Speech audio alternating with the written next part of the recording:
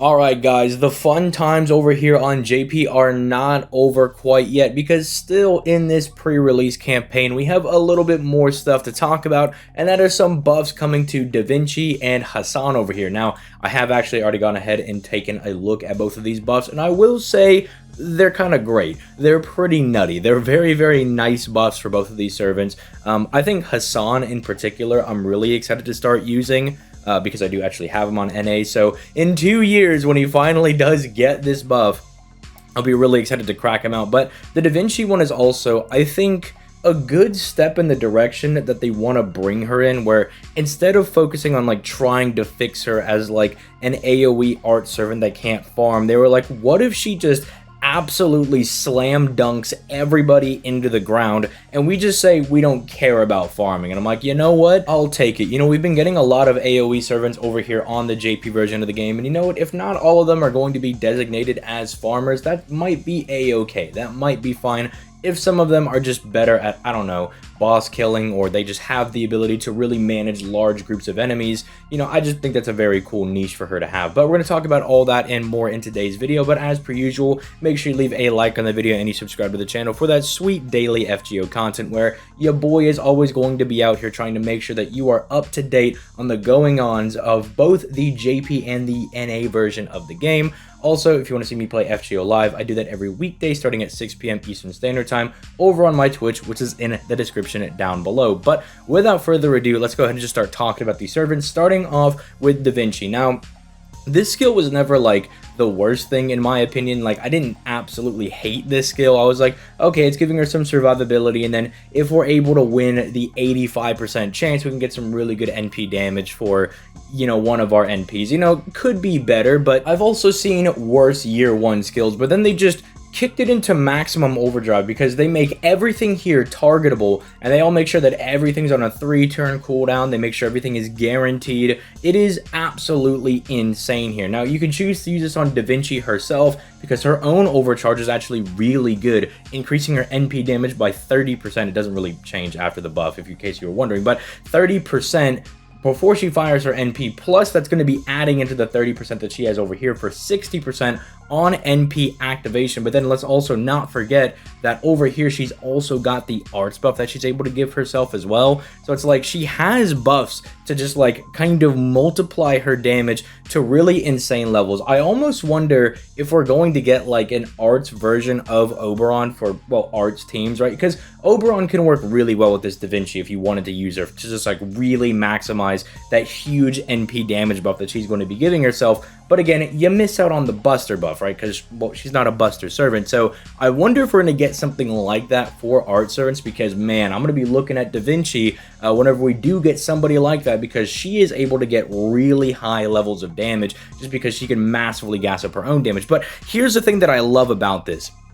There's actually utility to this, because let's say you're going to be using her in conjunction with, let's say, Tamamo or Lady Avalon or Castoria. This is actually not bad to target onto them, because sure, they don't get the NP damage, but all of them have really good overcharge effects. I mean, this is basically free 3 hits of solemn defense for the entire party, plus you insulate your support by giving them a guts and a defensive buff. That's not a small one. That's a pretty nice defensive buff that'll make them a little thicker. So like, this is actually not bad to use on your supports as well. Like, it's really good for Vinci because it'll massively gas up her own damage, but maybe you don't need to do all that damage in this turn. Maybe the enemy's only got like 70k HP left, or you don't think you're going to one-shot them anyway, and you'd rather have some of that sustainability like in your arts team, right? You'd rather give it to Lady Avalon, or you'd rather give it to Castoria for the survivability, Termamo so she could get like extra NP on her own NP.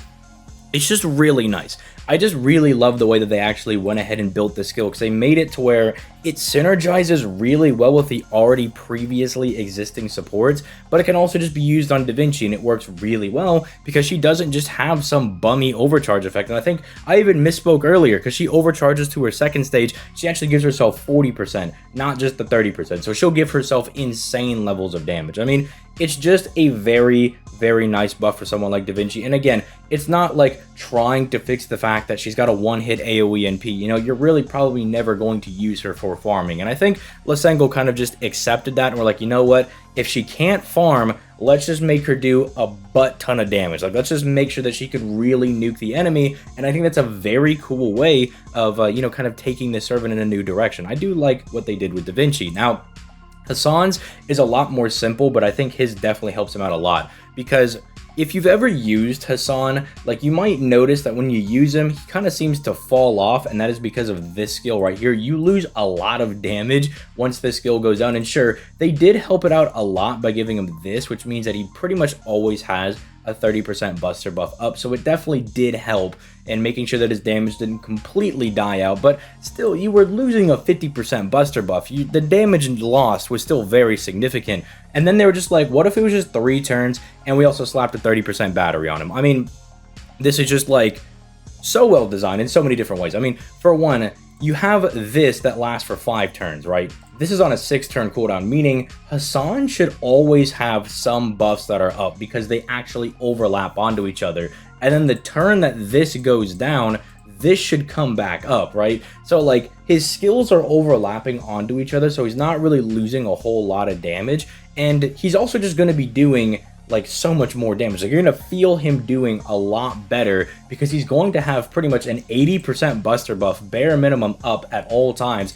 Plus, he's going to have this solid 20% attack buff multiplying into that. So he's going to be, like, kind of hitting a bit harder. But the 30% battery also just gives him usability if you want to use him in, like, say, a farming node where there's like a large rider or there's a large berserker, and maybe Hassan is like your only guy with a decent battery for that. He might be able to take those guys out for you, especially because he does have the insta kill chance over here, which I believe they did buff. Yeah, they buffed it from 100 to 200%. So if you want to try to insta kill some of those large enemies, you might actually be able to use him for that as well. I mean, everything they did for this guy I think was really, really good. Like, it was a very small slight buff on kind of moving these things around, but I think it just synergizes very well with the pre-existing kit that he had. Because Hassan right now on, like, NA, if you're not, like, getting this, all this stuff, like, you know, he doesn't, like, I don't know, just doesn't feel like he's super insanely strong, you know? He feels like he should be a bit better, right? Because I would say he's a significant servant, right?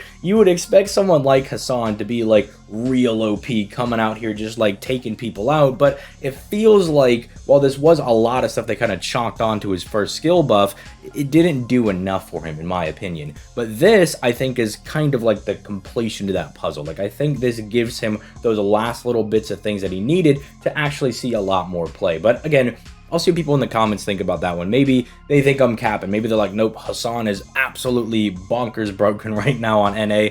I think he's kind of alright. Like, I don't think he's bad. I don't think he's good. I think if you're going to be using an assassin, you probably use Kama. But then again, that's a whole other discussion, because how many servants actually compare to being as good as Kama? Because Kama's still broken. But anyway, let me know your thoughts in the comments down below, what you guys think of all these buffs. Again, I really like the direction that they're taking Da Vinci in. You know, I like the idea that we don't have to make every AoE servant, like, viable for farming. If they're this old servant with, like, bad hits and you're not going to be able to let them farm anyway, then let's just make them do a lot of damage. It gives me a lot of hope for people like Nero, especially, because I just did, like, a discussion video like a month or two ago talking about that, so it gives me a lot of hope for that. And then Hassan, I think this is just, like, everything he ever could have wanted and more. Like, I think this just does so well to him, and it synergizes with his pre-existing kit. But let me know your thoughts in the comments down below, and I will catch you guys in the next video. Peace, late, guys.